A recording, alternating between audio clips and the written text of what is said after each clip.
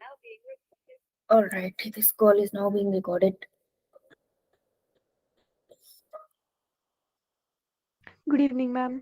Good evening Payal, कैसे हो? Ma'am मैं ठीक हूँ, आप कैसे हो? ओ यार, मेरे पेट में बहुत तेज दर्द हो रहा है फिलहाल।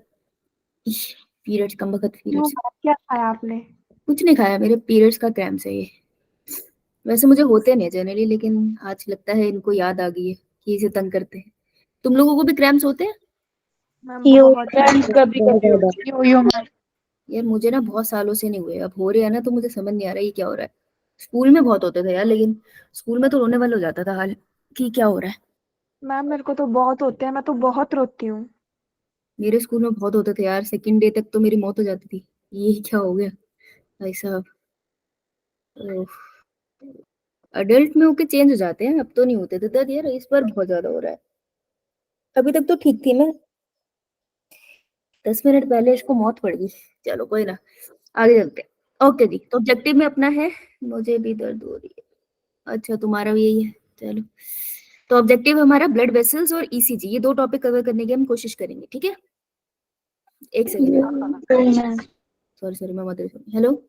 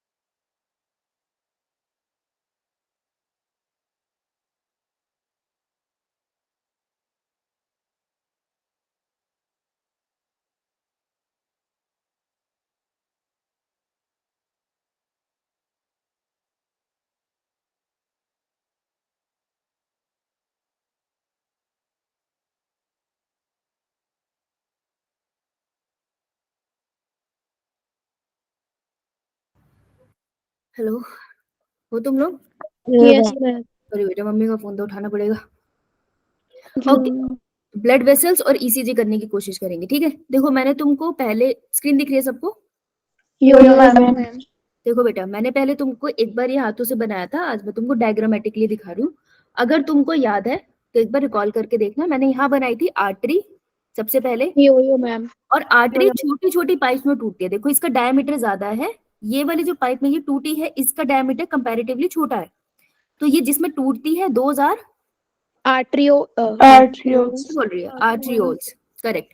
आर्ट्रियोल्स आके जाके टूट जाती है microscopic structure known as capillaries. Capillaries. Capillaries हमेशा टिश्यूज के आसपास आपको मिलेगी। देखो ये टिश्यूज बनाया, टिश्यू बनाया इसने, ठीक है? तो यहाँ पर हो रहा होगा एक्सचेंज ऑफ मटेरियल। किस चीजों का एक्सचेंज होता है कैपिलरी के अराउंड? ऑक्सीजनेटेड और डीऑक्सीजनेटेड ब्लड का। यस, बेसिकली गैसेस का, पूरे ब्लड का नहीं होता बेटा, ब्लड में से गैसेस का होता है ना? तो ऑक्सीजन का इनटेक और आउटपुट होगा, और न्यूट्रिएंट का एक्सचेंज भी होता है। फिर कैपिलरी कंबाइन करके बनाएंगी वेन्यूल्स, और वेन्यूल्स कंबाइन करके बना देगी एक वेन, ठीक है? वो तुमसे ऑर्डर पूछ सकते हैं, आर्टरी से वेन्स की तरफ का डायरेक्शन पूछ सकते हैं, ठीक है? तो तुमको ये ऑर्डर बताना है, या फिर वो तुमसे ऑपोजिट भी पूछ सकते हैं, ठीक है? तो मेक श्योर ऑर्डर एक याद करके जाना, दूसरा तो ऑटोमेटिकली हो जाएगा, है ना? अब आर्टरी और वेन में छोटू सा फर्क होता है, ठीक है? तो आर्टरी और वेन का फर्क हम करेंगे। इस डायग्राम को देखो, ये ऊपर वाली वी से वेन और ये नीचे वाली ए से आर्टरी है। तो अगर आप देखोगे तो मेरे को बताओ, दोनों में से किसी में आपको वेल्व दिखाई दे रही है, दरवाजे? वेन में।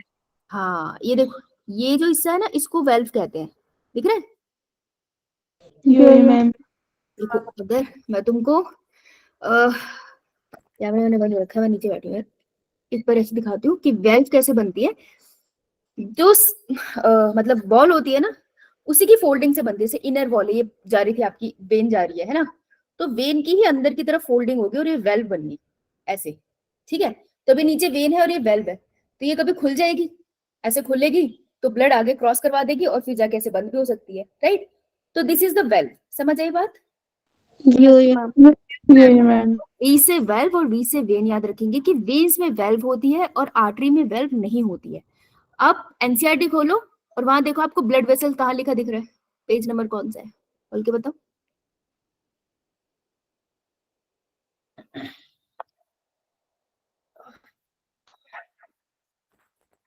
मिला?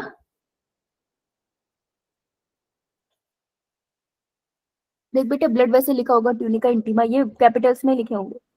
Ma'am page number 286। 286। 286 मिला सभी को? कौन सा पैरा बेटा ये? मैम डबल सर्कुलेशन से नीचे है। हेडिंग है डबल सर्कुलेशन, मिला सबको? यो मैम। ठीक है, या मैम। तो ये वाला पॉइंट बता रहा हूँ, पहले सुन लो उसके बाद अंडरलाइन करना। ये कह रहे हैं the blood flows strictly by a fixed route through blood vessels। तो blood vessels के थ्रू ब्लड होकर, स्क्रीन ऑफ है मैम। स्क्रीन नहीं शो हो रही। ओह सॉरी, अब हो रही है। यो मैम। तो ये कह रहे हैं the blood flow strictly by a fix route through blood vessel the arteries and vein. वो कह रहे हैं जो ब्लड है वो स्ट्रिक्टली पक्का वहीं से फ्लो करता है, एक ब्लड वेसल के रूट से, आर्टरी और वेन से होता हुआ जाता है। तो ये कैसे सर्कुलेशन है, ओपन या close? Ma'am close. Close, yes, इसे क्लोज्ड ब्लड सर्कुलेशन वाली लिख सर्कुलेशन। ये सर्कल बनाती है, उसका मतलब सर्कुलेशन होता है। Basically each artery and when consist of 3 layers. ये कह रहे हैं सारी आर्टरी और वेन, जो भी नाम है उनका, आर्टरी और वेन हमेशा 3 लेयर से बनी होती है, ठीक है। अब ये 3 लेयर की कॉम्पोजिशन आपको पता होनी चाहिए। ये कह रहे हैं सबसे अंदर, अच्छा अगर घर में कोई सब, मानो 3 भाई बहन है? एक छोटू सा भाई है, एक बड़ा भाई है और एक सबसे बड़ी बहन है, ठीक है। 3 लोग है, क्लियर। मैम। जो सबसे छोटा भाई होगा उसको हम छुपा के रखेंगे ना, एकदम प्रोटेक्ट करके रखेंगे, कहीं भी जाएंगे यो मैम। तो हमेशा उसको बीच में चलाएंगे अपनी।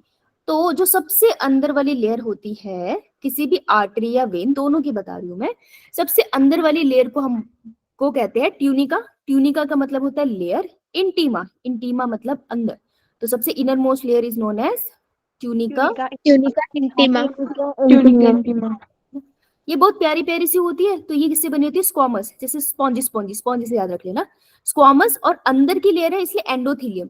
तो जैसे तुम्हारे हाथ स्किन की लेयर है ना एपिथीलियम, एपिथीलियम को ब्लड वेसल में एंडोथीलियम नाम से बुलाते हैं, एक ही चीज होती है, ठीक है। तो स्क्वामस एंडोथीलियम से बनी है। ये किससे बनी है? एंडोथेलियम। गुड। अब उसके बाद ले आओ मिडल लेयर। मिडल लेयर क्या है? अच्छा, जो मिडिल में बच्चा होता है ना, तो उसको बड़े वाला वो अथॉरिटी मिलती है, बड़े भाई बहन वाली, ना उसको छोटे होने वाली वो माफी मिल जाती है ना, ये छोटा है कोई बात नहीं, गलती होगी। तो जो मिडिल में होते हैं ना, उनको ना तो इज्जत मिलती है ना उनको उतना प्यार मिलता है, वो ज्यादातर लटक ही जाते हैं, है ना। तो क्या करते हैं, वो किसी की नहीं सुनते फिर, ठीक है। जनरली तो ऐसे ही होता है, बस एक्सेप्शन हो तो भाई तुम में से कोई मिडिल हो तो चिढ़ के मत बैठ जाना मुझे बोली है, देखो कोई ना कोई निकल ही आएगी, मुझे भी दे, अच्छा ठीक है। तो अब ये जो मिडिल वाला वो किसी की नहीं सुनता, तो बॉडी में वो कौन सी मसल्स होती है जो हम कंट्रोल नहीं कर सकते, खुद से कंट्रोल होती है? स्केलेटल या स्मूथ? बेटा स्मूथ। स्केलेटल तो तेरी हड्डी के साथ लगी है ना, तू बाजू हिला, हड्डी के साथ वो मसल भी मूव करेगी। तो मिडिल लेयर जो होती है, मिडिल बच्चे की तरह होती है, वो जो जिद्दी किसी की नहीं सुनेगी, दैट इज स्मूथ मसल। इससे बनी है वो स्मूथ। और मिडिल में है तो इसको बोलेंगे ट्यूनिका, क्योंकि वो लेयर है, और मिडिल में है तो मीडिया, ठीक है, ट्यूनिका मीडिया। अब जो बिल्कुल बाहर वाली लेयर है उसका क्या काम है? प्रोटेक्शन, प्रोटेक्ट करके रखेगी, सबको प्रोटेक्ट करके रखेगी। तो बिल्कुल बाहर वाली जो लेयर है that would be the protective one. Protective है तो उसको बहुत सारा फाइब्रस होना चाहिए, स्ट्रॉन्ग सा होना चाहिए। तो बाहर वाली किससे बनी है? कोलेजन से, स्ट्रॉन्ग, ठीक है, कोलेजन फाइबर से बनी होती है, और ये होती है बिल्कुल बाहर की, इसलिए ट्यूनिका एक्सटर्नल, ठीक है। याद रहेगा? यो मैम। ठीक है, तो ये तो आर्टरी और वेन में सेम है। तो अगर आर्टरी वेन में लेयर सेम है तो फिर क्यों एक में वेल्व है और दूसरे में वेल्व नहीं है? सोचने की बात है ना। तो ये उसका लाइन का आंसर दे रहे हैं जिससे क्वेश्चन बनता है सीधा सीधा। ध्यान से देखना और इसको अंडरलाइन करेंगे हम। द ट्यूनिका मीडिया, मीडियम वाली लेयर किससे बनी थी बेटा? मिडिल वाला बच्चा? Smooth muscle. या कंपैरेटिवली थिन होती है वेन्स में। तो वेन्स में ये वाली लेयर थोड़ी थिन होती है। समझ आई बात? यो मैम। ठीक है, तो इसका वेल्व से क्या लेना देना अभी कर लेते हैं। पहले इसको अंडरलाइन कर लो एनसीईआरटी में, ये बहुत इंपॉर्टेंट लाइन है। अब हम इसको डायग्राम से समझते हैं। देखो ये वाला डायग्राम बताना कौन से पेज नंबर पे है? मैम 287। 287। ये 222 जिस पे भी है। 202 मैम, 222 नहीं। 202 न्यू वाली बुक में। देख बेटा, अगर नलका है, एक नलका है घर पे और उसे पाइप अटैच है।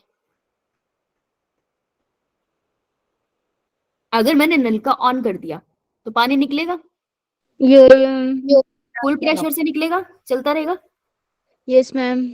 फुल प्रेशर से। अब अगर मैंने नलका लेट्स से फुल प्रेशर से चल रहा था और मैंने इसको थोड़ा धीरे कर दिया, मतलब थोड़ा सा बंद कर दिया, तो पानी फुल प्रेशर से तो नहीं आएगा। No ma'am. So there is a possibility कुछ पानी बैक फ्लो मार जाए, यस मैम। है ना, बैक फ्लो मार सकता है ना। तो अगर प्रेशर मेंटेन नहीं रहा तो पानी ब्लैक फ्लो मार सकता है, सही बात है ना। Yo ma'am. अच्छा, अब अगर ये पाइप का मुंह है, पाइप के मुंह के आगे अगर मैं छोटा सा अपना अंगूठा रख दूं आधे हिस्से में, तो पानी बाहर कैसे निकलेगा? बहुत प्रेशर से निकलेगा या हल्के से? मैम प्रेशर से निकलेगा। प्रेशर से निकलेगा, है ना, सही बात है ना। तो स्पेस कम होती है तो पानी प्रेशर से बाहर निकलता है, ये बात भी सही है, करेक्ट। यो मैम। अब ये कॉन्सेप्ट यहाँ लगाएंगे। देखो 3 लेयर से बनी है आर्टरी भी और वेन भी। ये 1, ये 2, ये 3, ठीक है।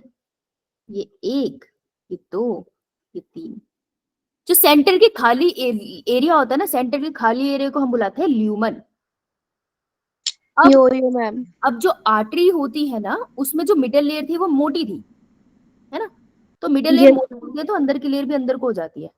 तो ये देखो, ये मैंने मिडल लेयर बनाई है रेड कलर से, दिख रही है आपको? यो मैम। और ये इनर लेयर भी दिखा देती हूँ, सही से नहीं दिख रही। This is the inner layer. तो जिसकी मिडल लेयर मोटी थी उसका ल्यूमन कम हो गया, यो मैम। हो गया नैरो। अगर ल्यूमन नैरो, मैं ऊपर कर रही हूँ, तो इसका हो गया ल्यूमन नैरो। अगर ल्यूमन नैरो है तो ब्लड कैसे फ्लो करेगा, फास्ट या स्लो?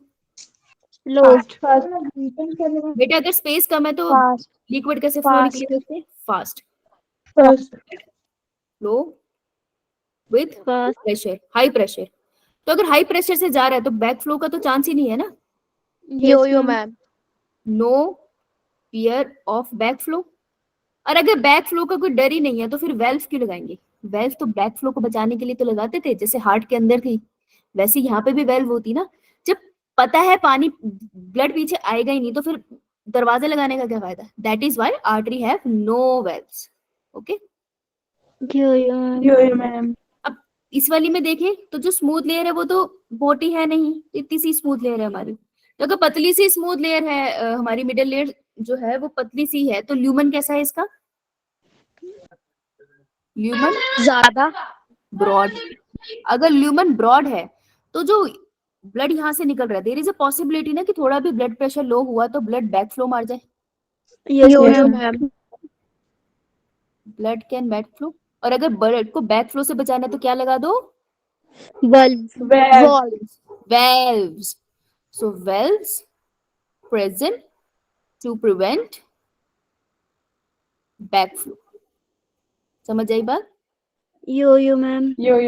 इसको वहां पे ऐसे ही लिख लो, नहीं तो अपनी कॉपी में लिख लो तो बेहतर। लिखो, ये सीधे सीधे लेबल करने के लिए आता है कौन सी आर्टरी है कौन सी वेन है। तो याद रख लेना, इसमें कॉन्सेप्ट याद रखना फिर गलत नहीं होगा। जिसका एरिया ज्यादा है ल्यूमन, यहाँ से ब्लड स्लो प्रेशर में जाएगा। जिसका प्रेशर लो है उसको वेल्व की जरूरत पड़ेगी। दूसरा तरीका याद करने का, वी से वेन, वी से वेल्व, और वेल्व वहीं पर है जहां पे ल्यूमन जाता है। दरवाजा वहीं लगाओगे जहां पे दरवाजा लगाने की जगह है। ठीक है, यो मैम। मेरा ना वो एग्जिट हो गया था, फोन आया था ना बीच में, एक सेकंड में फोन से ज्वाइन कर लो, तब तक तुम लिखो।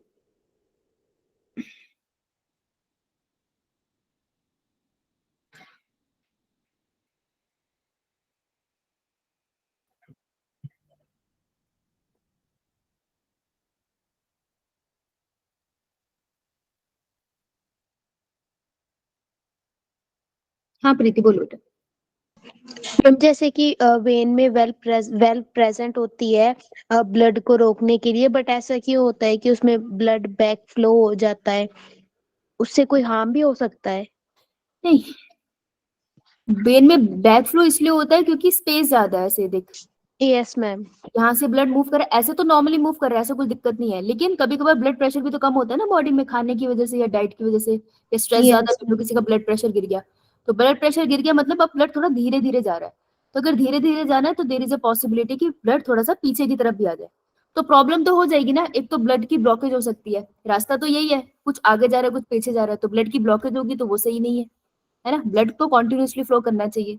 और दूसरा, अगर ब्लड वापस जाएगा तो पूरी सर्कुलेशन पे उल्टा सीधा फर्क पड़ जाएगा ना, यो मैम। इस वजह से। ये ओके। ठीक है बेटा, अब वापस इस डायग्राम पे आते हैं। तो आर्टरी, वेन और कैपिलरी के बीच में डिफरेंसेस है जो यहाँ पे मैंने ऑलरेडी लिखे हैं। ठीक है, बाद में इसको लिख लेना, तो इसके लिए 5 लाइनें छोड़ दो। ओके, और अभी सुन लो। देखो, फीचर ये है आर्टरी, वेन और कैपिलरी। देखो वॉल कैसी होती है, आर्टरी की थिक होती है। स्पेसिफिकली कौन सी वॉल की बात कर रही हूँ मैं? Outer, middle, inner? Middle. Middle. बेटा लिख लो मिडल। किससे बनी होती है? Smooth muscles. हाँ, स्मूथ मसल। थिन होती है, मस्कुलर होती है। कैपिलरी की वन सेल थिंग। इसमें आउटर, मिडिल, इनर लेयर का कॉन्सेप्ट ही नहीं है, ये तो एक ही सेल की लेयर से बनी है। यार मेरे अंदर ये कॉन्सेप्ट ही नहीं है, ये तो वैसे ही सिंपल है। ल्यूमन आर्टरी का कैसे होता है? नैरो, छोटा। वेन का कैसे होता है? लार्ज। ब्रॉड। कैपिलरी का भी छोटा ही होता है, पर वो एक ही सेल की है तो इसमें कुछ खास कहते नहीं है। वर्क, आर्टरी याद रखना हमेशा लेके जाती है blood away from the heart. चाहे वो पल्मोनरी आर्टरी हो, सिस्टमिक आर्टरी हो, कोई भी आर्टरी है, वो हमेशा दिल से ब्लड को दूर लेके जाती है। और वेन हमेशा दिल के पास ब्लड को लेके आती है। ठीक है, और कैपिलरी की थिन वॉल्स होती है जो इजी डिफ्यूजन उसके थ्रू पास कराती है। मतलब कैपिलरी का काम सिर्फ डिफ्यूजन ऑफ मटेरियल होता है। ठीक है, यो। ब्लड प्रेशर देखो, अगर एरिया कम है तो ब्लड कैसे, हाई प्रेशर से जाएगा लो प्रेशर से? हाई प्रेशर से। हाँ, तो आर्टरी में क्योंकि ल्यूमन नैरो होता है तो ब्लड हाई प्रेशर से मूव करता है। वेन में ल्यूमन नैरो होता है तो ब्लड लो प्रेशर, वेन में ल्यूमन लार्ज होता है तो ब्लड एकदम लो प्रेशर से मूव करता है। कैपिलरी का ल्यूमन स्मॉल होता है, लेकिन ना आर्टरी के कंपैरिजन में इसमें लो प्रेशर होता है। ठीक है, इसमें कंफ्यूज मत होना। इसमें ल्यूमन स्मॉल तो है, लेकिन आर्टरी के कंपैरिजन में इसमें प्रेशर का इतना कुछ रोल नहीं होता, उसको लो प्रेशर मानते हैं। तो सबसे ज्यादा क्वेश्चन कैसे पूछेंगे, प्रेशर की टर्म में बताओ ब्लड प्रेशर किस में ज्यादा है, ऐसे पूछ सकते हैं। ठीक है, तो मैं यहाँ लिख रही हूँ, ब्लड प्रेशर अगर मैं बताऊं तो किस पाइप में सबसे ज्यादा पड़ता है? सबसे ज्यादा पड़ता है आर्टरी में, फिर होता है कैपिलरी में, फिर होता है वेन में। वेन में। ओके, इसलिए जब ब्लड प्रेशर मेजर करते हैं तो वो मशीन तुम्हारे हाथ में लगा के उसको टाइट करते हैं ना वो, क्योंकि वो तुम्हारी वेन से ब्लड प्रेशर नहीं देखते, वो तुम्हारी आर्टरी तक को रीड करना चाहते हैं, क्योंकि आर्टरी में तो सबसे ज्यादा प्रेशर है। ओके जी, यो मैम। प्रेजेंट होती है वेन में। हाँ, वेन में। एब्सेंट। क्लियर? यो मैम। इन कर रही हूँ, इसको बाद में बना लेना। अब आगे चलते हैं।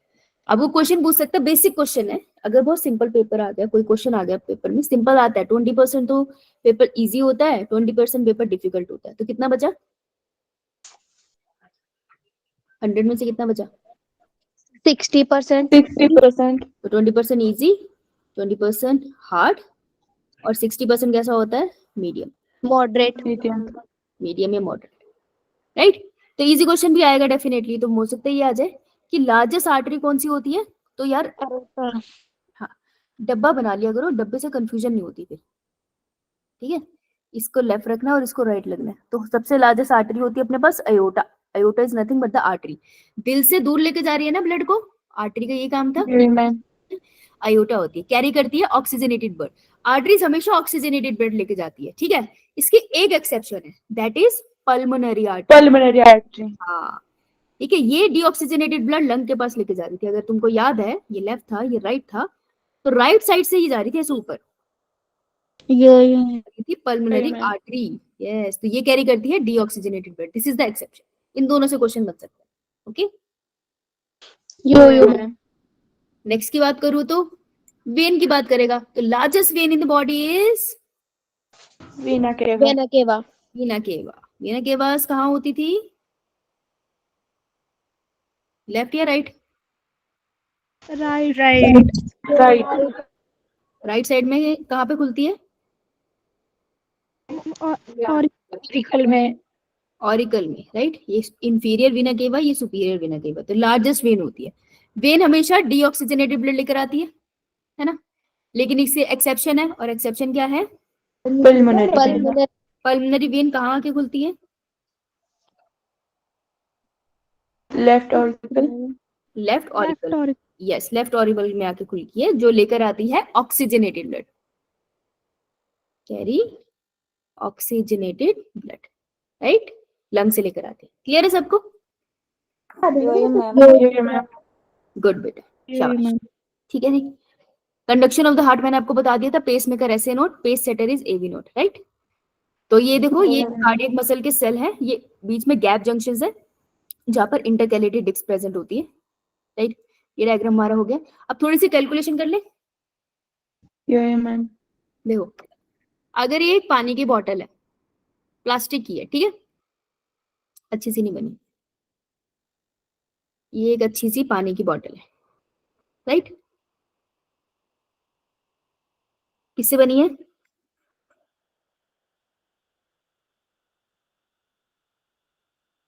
प्लास्टिक। किससे बनी है? प्लास्टिक। प्लास्टिक। इसमें टोटल पानी होगा, है ना। अब अगर मैं इस पानी की बोतल को पिचका दूं, क्या होगा फिर? पानी बाहर आ जाएगा। पानी बाहर, सारा बाहर आ जाएगा? No ma'am. थोड़ा बड़ा बाहर आएगा, कुछ अमाउंट। मैम। कितने प्रेशर से निकाला, तो जितना पानी बाहर आया, this is known as stroke volume. क्या बोलेंगे? Stroke volume. जितना पानी बाहर आया वो होगी हमारी स्ट्रोक वॉल्यूम, ठीक है। और तुमने जो दबा दिया इसको, तो जितना पानी अंदर रह गया, जितना पानी अंदर रह गया उसको बोलेंगे एंड। कॉन्ट्रैक्शन करी है ना तूने बॉटल की, तो कॉन्ट्रैक्शन को हार्ट में हम कौन सा वर्ड यूज रखते हैं? सिस्टोल। And systolic volume. समझ आई दो टर्म? यो मैम।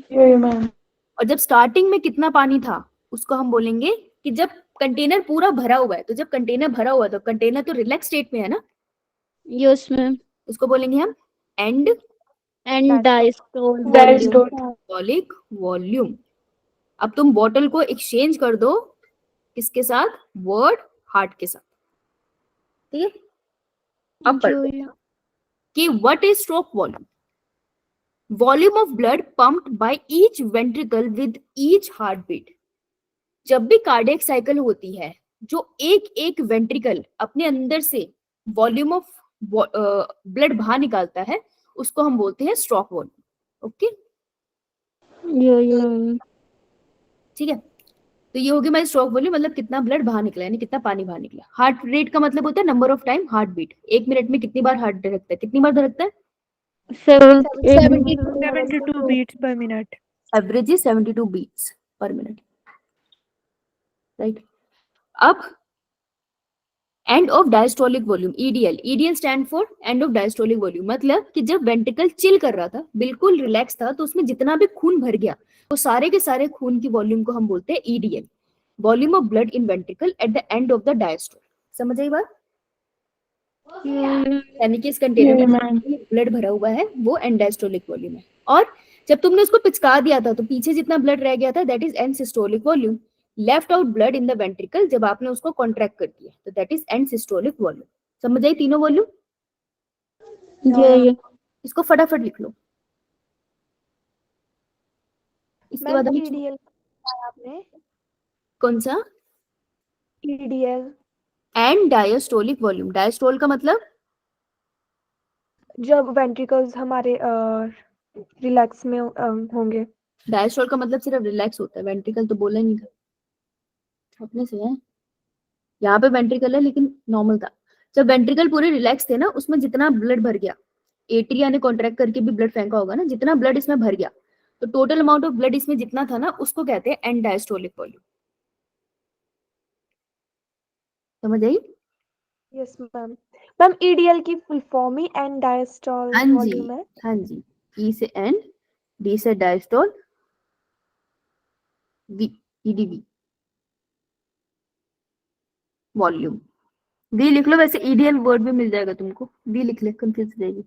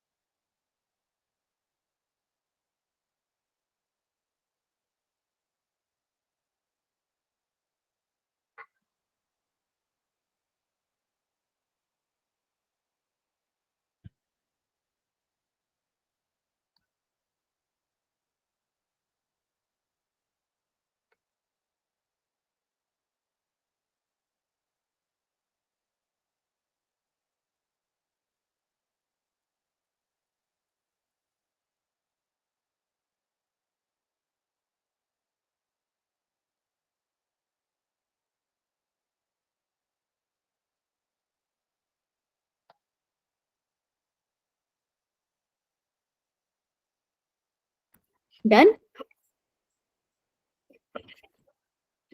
यो मैम। मैंने इसलिए लिखवा रही हूँ कि अभी मैं तुम्हें क्वेश्चन कराऊंगी ना, इसलिए। गिविंग यू 1 more minute, इसे प्लीज कंप्लीट करो फटाफट।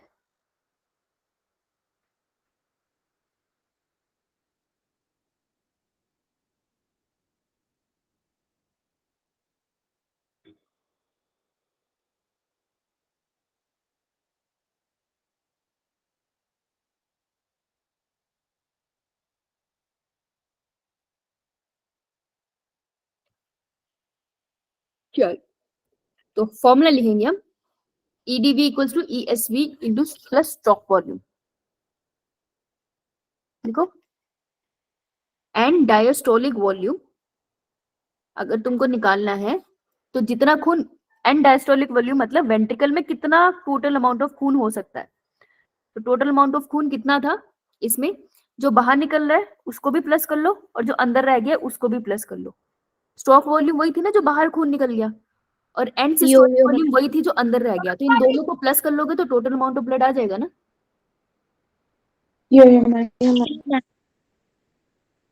इट इज लाइक, तुमसे मैं बोल रही हूँ, एक कटोरी है, उस कटोरी में तुमने दही रखा है, ठीक है। अब मैं बोलूँ थोड़ी देर के बाद वो दही तुमसे थोड़ा छलक गया, बाहर चल गिर गिर गया, ठीक है, थोड़ा सा गिर गया बाहर, थोड़ा रह गया अंदर, थोड़ा गिर गया। मैं बोल रही हूँ, अब मैं ये कटोरी तुम्हारे सामने दोबारा रख रही हूँ, टोटल अमाउंट ऑफ दही इसमें कितना था एट द बिगिनिंग। तो तुम क्या करोगे, जितना दही बचा है उसको, इसकी वॉल्यूम दिस इज ईएसवी, और जितना बाहर निकल गया दैट इज स्ट्रोक वॉल्यूम, इसको प्लस कर लो, तो टोटल अमाउंट ऑफ दही आ जाएगा ना। बस वही कर, कुछ नहीं करा उन्होंने, इतना ही सिंपल था ये, और इतना ही सिंपल आता है। लिख लिया फॉर्मूला, इंपॉर्टेंट है। मैम। आइए आगे देखते हैं। अब ये तुमसे पूछ लेंगे टोटल कार्डियक आउटपुट, एक दिल ने कितना आउटपुट दिया। आउटपुट मतलब उसका क्या काम है, खून को सर्कुलेट करना है ना बॉडी से, पूरी बॉडी में सर्कुलेशन करना है। पूरी बॉडी में कितना खून होता है? 5000 5 मिलीलीटर। लीटर, ठीक है। तो वो कह रहे टोटल कार्डियक आउटपुट बताओ, ये यही वैल्यू वो तुमसे पूछ रहा है, तो कैसे निकालोगे? एक तो होगी stroke volume plus heart rate, कि जब भी वो कॉन्ट्रैक्ट कर रहा है वो कितना खून बाहर फेंक रहा है पर बीट, उसको हम बोलते हैं कार्डियक आउटपुट। तो लिखो cardiac output equals to stroke volume into heart rate. ये इनटू है, पीछे वाला प्लस था। साइंस को ध्यान से देखा करो, फॉर्मूला में वही गलत हो जाते हैं। लिखो ये सेकंड फॉर्मूला। दोनों फॉर्मूले लिखे तो बताओ, फिर हम क्वेश्चन करते हैं। यो मैम डन। चलो, ये मैम। तो कार्डियक आउटपुट की मैं बात करूं अगर, अच्छा, तो stroke volume is 70 ml। Mostly ना इसकी जर्नली वैल्यू फिक्स होती है, कहीं पे ऊपर नीचे क्वेश्चन में आ सकती है। तो अगर मैं तुमको दे दूं स्ट्रोक वॉल्यूम 70 ml है, और हार्ट बीट कितनी होती है 72। 72। तो बताओ कार्डियक आउटपुट कितना निकलेगा।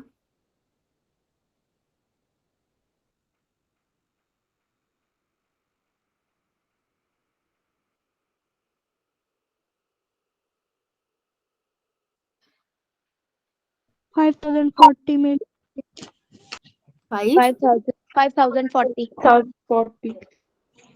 5040 ml, करेक्ट, बिल्कुल करेक्ट, लगभग 5000 हो गया, है ना। इसको आप लीटर में कन्वर्ट करोगे तो लगभग 5 लीटर आता है। तो approximately 5 litre blood is the cardiac output. यो मैम। हार्ट बीट में 5 लीटर ब्लड दिल ना इधर से उधर कर देता है पूरा, तुम्हारी पूरी बॉडी, एक हार्ट बीट। सोच रहे हो तुम। तो अब इसको कितनी हार्ट बोली इसने 72, यानी कि कितने मिनट की बात हो रही है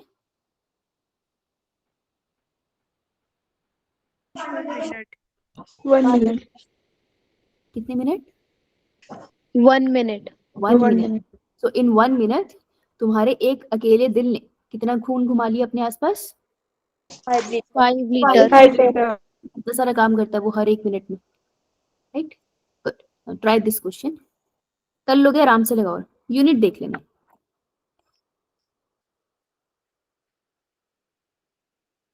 यूनिट कन्वर्जन है बस एक जगह, और कुछ नहीं।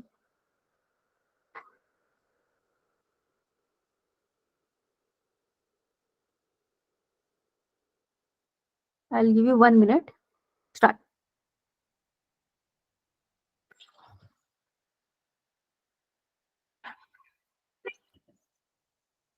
ये देख लो, यूनिट लिखी है मैंने।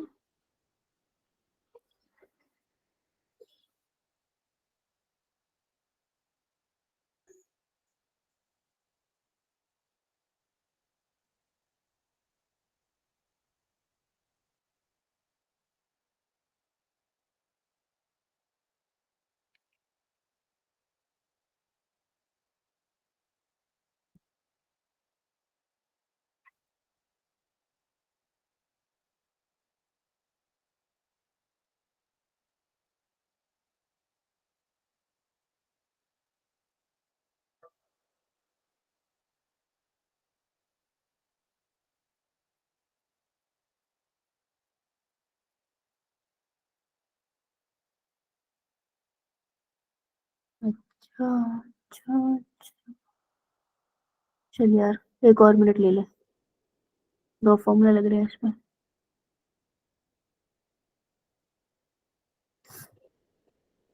टेन में answer in the chat box.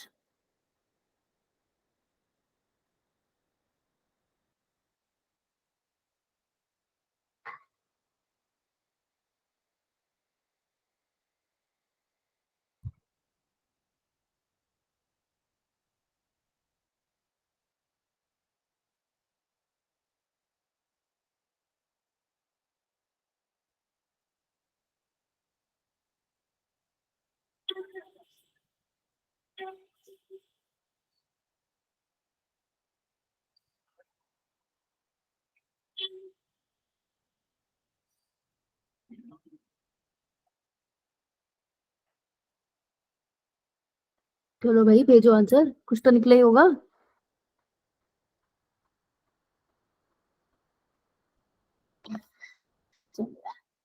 These are not the correct options, answer भेजो, अपना आंसर भेजो कॉन्फिडेंटली। तुम्हें क्या लगता है।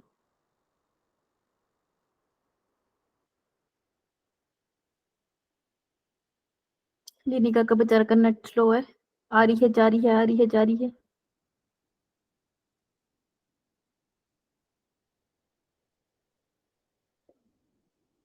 चलो पहला आंसर, अच्छा 500 beats per minute, 100 beats per minute. चलो, दो different type of answers are here. Good, यानी कि दोनों ने कोशिश कर ली. Good Neha, good Arushi, good Apoorva.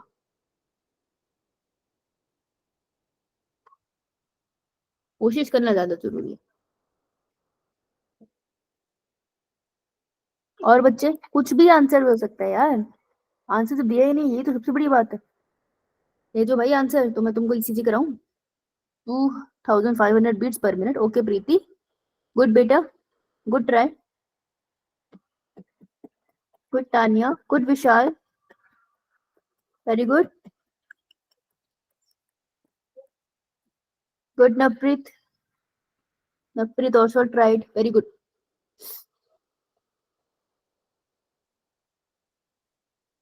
Good Shivanshi, good Tanish, भूमि, बिल्कुल प्रॉपर लिखा है भूमि ने, 100 beats per minute, very good. चलो, मैं कराऊं. यो मैम. और कोई भी है? ओके बाय, गुड बेटा. और किसी ने भी भेजा है तो मैं मिस हो गया हूँ, एक सेकेंड. पायल, ठीक है, पायल लास्ट तुम्हारा था. अब मैं बता रही हूँ, देखो बेटा. Question is what would be the heart rate. वो तुमसे पूछ रहा है हार्ट रेट, ठीक है, मतलब दिल कितनी बार धड़का, वो तुमसे पूछ रहा है. अपने मर्जी से मत लिख देना 72 टाइम धड़का. हो सकता है एथलीट हो, उसका हार्ट रेट अलग होगा भाई, एक्सरसाइज से फर्क पड़ता है. Heart rate of a person if the cardiac output is 5 litre. Cardiac output, मैं पूरा लिख रही हूँ, तो हमने तो ये सीखा बचपन से मैथ में कि जो दिया हो क्वेश्चन पहले वही लिख लो, है ना. Yo ma'am. आउटपुट है 5 लीटर, यूनिट पे ध्यान देंगे. Blood volume at the end of the diastole and diastolic volume, that is 100 ml. And at the end of the ventricular systole and systolic volume, that is 50 ml. Right. तो पहले तो मैं cardiac output को change कर लेती हूँ, क्योंकि इस एक को चेंज करना पड़ेगा ना, बाकी दोनों तो ml में ही है. राइट. तो कार्डियक आउटपुट अगर 5 लीटर है तो 1 लीटर में 1000 मिलीलीटर है, तो 5 लीटर में कितने मिलीलीटर होंगे? 5000 मिलीलीटर. चलो, अब सब कुछ सेम यूनिट में मुझे आ गया. अब मेरे को फॉर्मूला ढूंढना है जो इन पे लगे. फॉर्मूला मैंने गिन के तो 2 कराए हैं, है ना. तो सबसे पहले अगर मेरे को लगाना है हार्ट बीट, किसी की हार्ट बीट निकालनी है, तो हार्ट बीट का या हार्ट रेट का फॉर्मूला क्या था मेरे पास? Cardiac output is equal to stroke volume into heart rate. Stroke volume into heart rate. Heart rate मुझे निकालना है, कार्डियक आउटपुट मेरे पास है, स्ट्रोक वॉल्यूम नहीं है मेरे पास, है ना. तो पहले मैं स्ट्रोक वॉल्यूम निकाल लूं. यो मैम. तो स्ट्रोक वॉल्यूम निकालने के लिए मैं क्या फॉर्मूला लगा सकती हूँ? EDV is equal to ES into stroke volume. पूरा बोलना जरा मेरे को. EGVVV And diastolic volume and diastolic volume is equal to systolic volume plus stroke volume. नहीं बुझूंगी है, कीर्तन करके चली जाती है सारी की सारी पागल. End diastolic volume equals to end systolic volume Plus stroke volume. stroke volume. ये दही वाला फॉर्मूला यार, जो भी सीखा था हमने, दही फैलाना. तो देखो, end diastolic volume 100, end systolic volume 50 plus stroke volume. तो मेरे को तो इतना पता ना, 100 के नीचे 50 ले जाऊंगी, यही करूंगी. गलत तो नहीं कर रही ना? 100 minus माइनस करेंगे ये. अगर वो मल्टीप्लीकेशन में होता तो नीचे लेके जाती ना, ये तो प्लस में है तो उधर जाके माइनस हो जाएगा. -50 इक्वल्स टू स्ट्रोक वॉल्यूम. अबे वो इसको नेगेटिव में मत ले जाना यार वैल्यूज को, ठीक है. नेगेटिव मत कर देना, फिर दिक्कत हो जाएगी. इतना मैथ ना लगा देना यहाँ पे और रो दो. कितना बचेगा? 50 इक्वल्स टू स्ट्रोक वॉल्यूम. आ गया यार. कार्डियक आउटपुट कितने? 5000 50 इंटू हार्ट रेट. अब क्या करूं, माइनस करूं प्लस? divide 5/50 यही करूं? 5000 5000. यस, तो बोल क्यों नहीं रहे? 5000 by 50 equals to heart rate. 5000 by 50 कैसे कटेगा? ऐसे ऐसे 0 से 0 कैंसिल हो जाएगी. 5 बन जा 5 5 500. कितना बचा? 100 100 each per minute hmm, would be 100 beats per minute. निकला यो यो ये बेटा, जिसका नहीं निकला था अब निकल गया। यो यो चलो आगे। तो 100 मिलीलीटर पर लीटर। ओके चल आगे चलते हैं। This was all about the calculation part. अब तुमको ईसीजी पढ़ा दूं तो सही है। यो मैम। ये तुमने कभी वो देखा है टिपिकल मूवीज में सीन ऐसे टी टी टी टी टी टी पी, यो मैम। एक मशीन होती है, डब्बा बना है, ये मशीन है और उसके अंदर ऐसे ऐसे आ रहा होता है ये ग्राफ, ऊपर नीचे देखा ये यस यो मैम।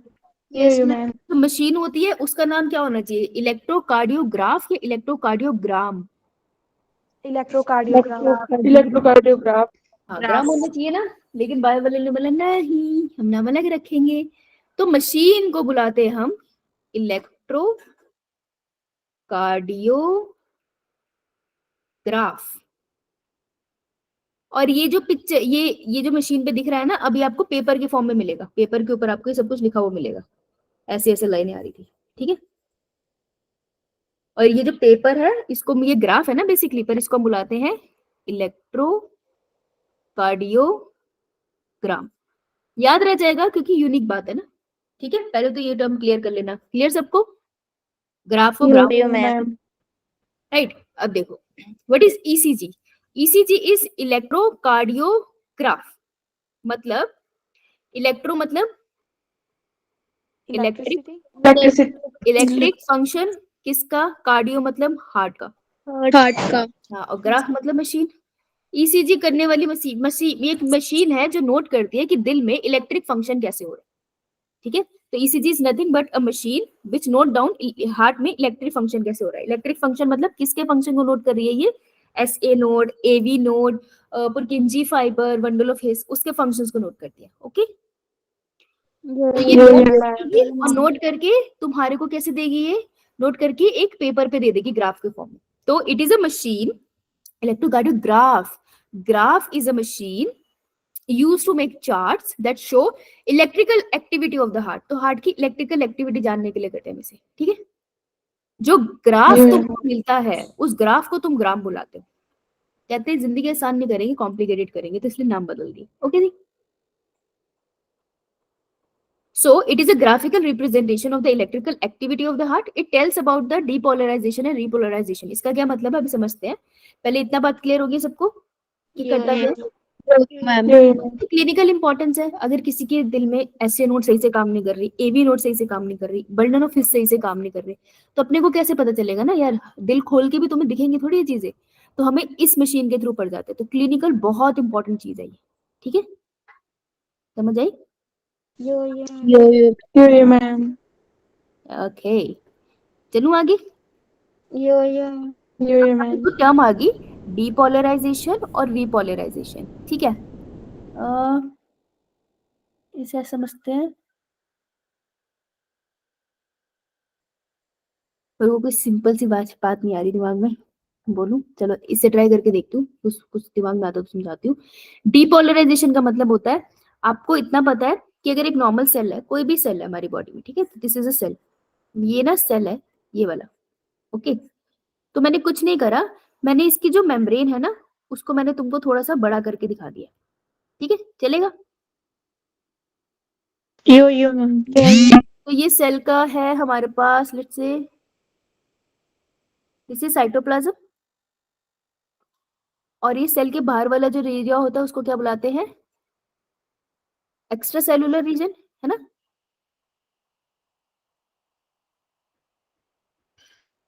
तो ये कह रहे हैं सेल के अंदर कौन से आयन की कॉन्सेंट्रेशन ज्यादा होती है?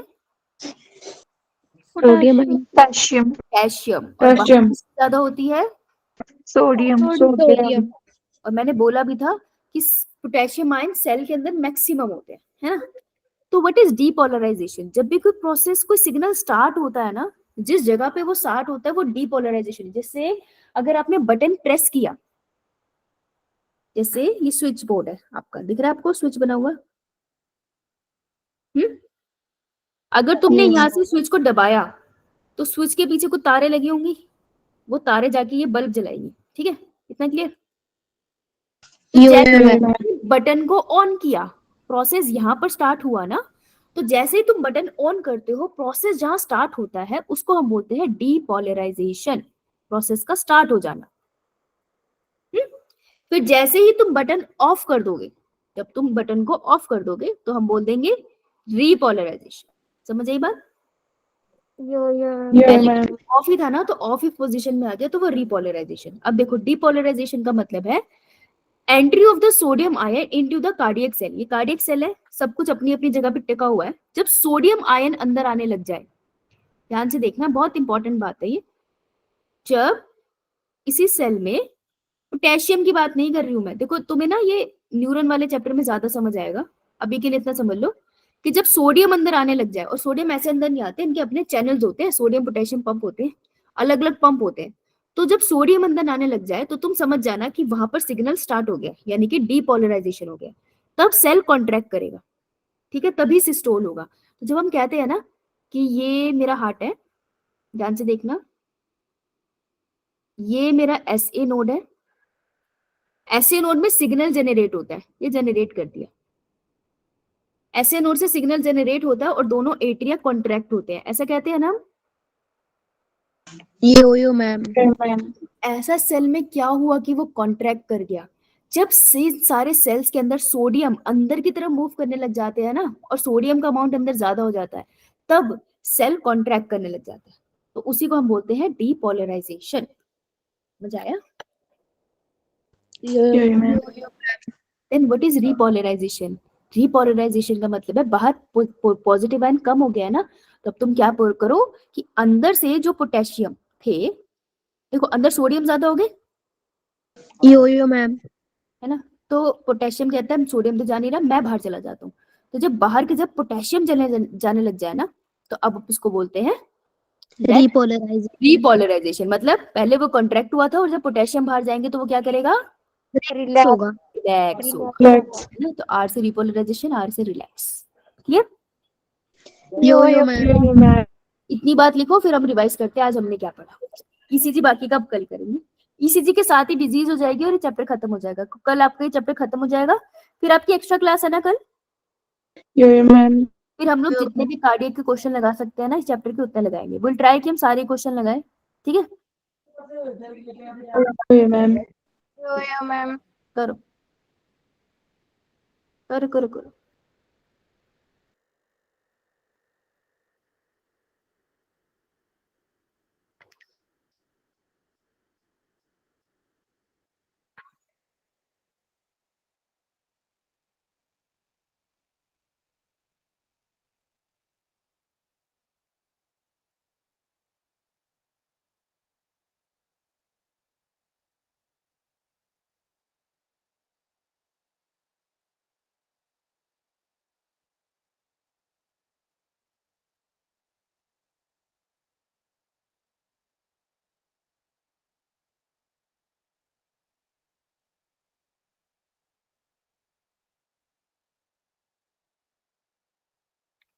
डन।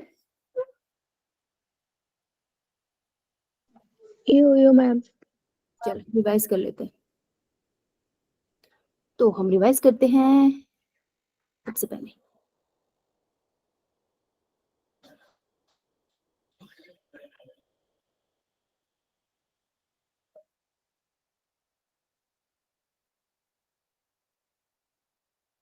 ए और बी में से आर्टरी कौन और वेन कौन सी है?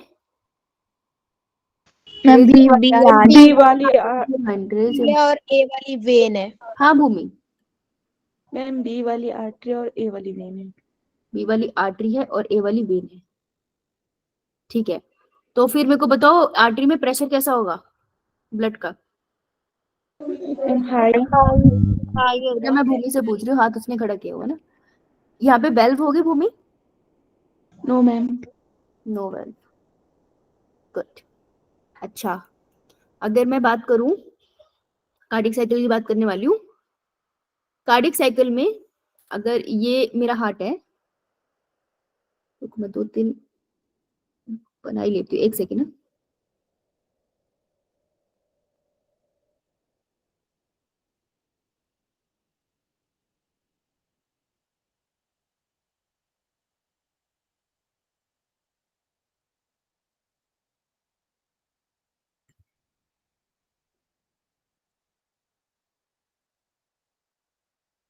चलो अभी रेज योर हैंड जो मेरा कार्डियक साइकिल में मदद करने वाले हैं।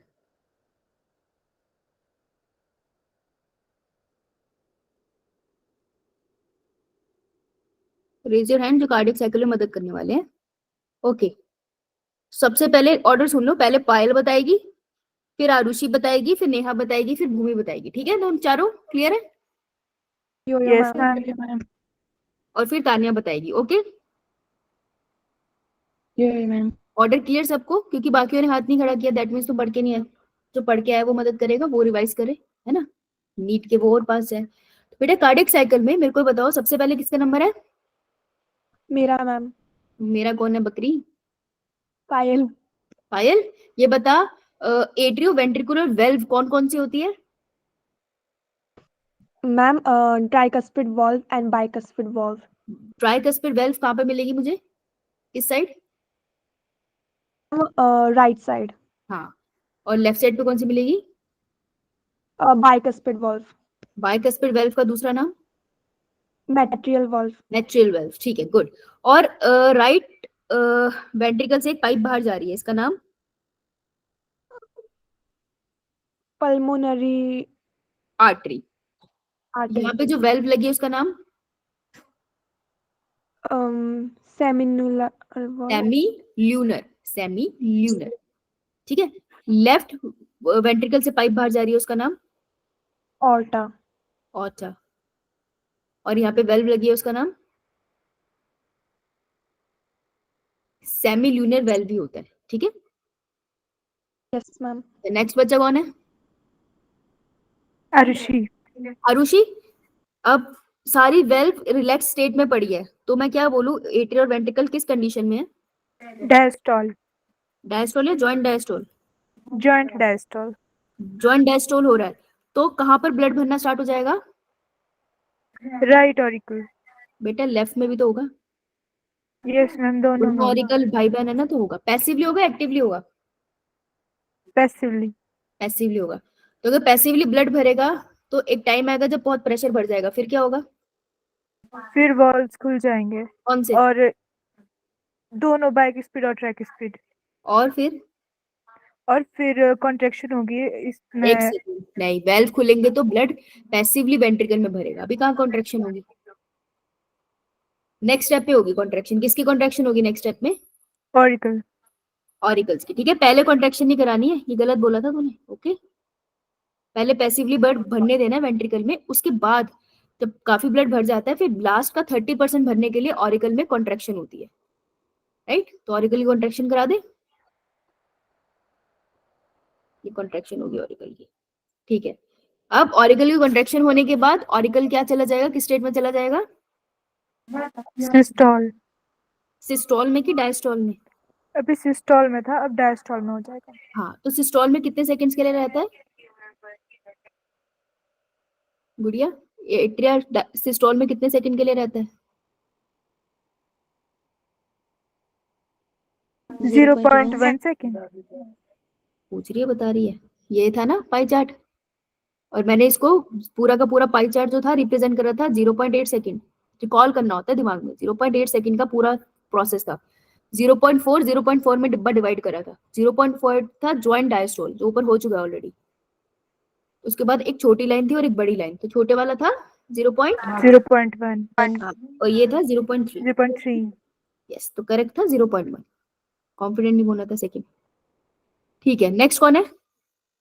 मैम नेहा। नेहा। अब क्या होगा, वेंट्रिकल में खून बहुत सारा बढ़ गया, ये टोटल अमाउंट ऑफ खून को मैं क्या बोलूंगी जो इतना भरा हुआ है? Ma'am And- and diastole volume. And diastole volume, very good. अब प्रेशर की वजह से क्या होगा? मैम प्रेशर की वजह से जो मैम पहले जो ट्राइकस्पिड और बाइकस्पिड जो खुली हुई हैं वो बंद हो जाएंगी और लब की साउंड होगी, और साथ में ही जो सेमिल्यूलर वेल्व्स हैं वो खुल जाएंगी। वेरी गुड, प्रेशर से गुड, दोनों प्रेशर चीजें प्रेशर से होगी। करेक्ट करेक्ट, गुड, शाबाश, एक साथ कवर कर लिया इसने। फिर क्या होगा बेटा, आगे बता। मैम उसके बाद जो ब्लड है वो एक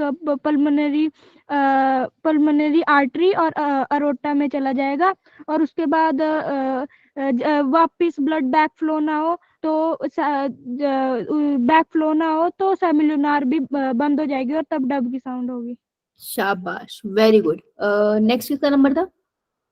मैम भुवनेश्वरी। भूमि, जो ये ब्लड बाहर निकला है सिस्टोल से, इस ब्लड को क्या बुलाते हैं? स्ट्रोक। Stroke volume.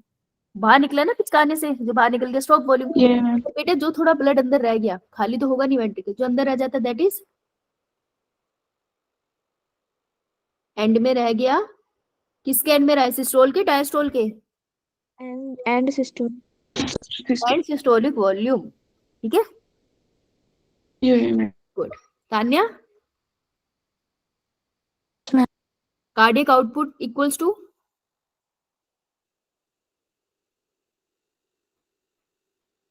तनिष्क?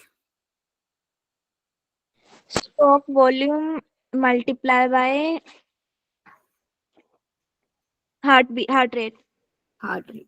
शाबाश, ठीक है जी, गुड गुड रिवीजन। शाबाश प्रीति, अब तो देर होगी बेटा तेरे को। ओके बेटा, कल आना ईसीजी और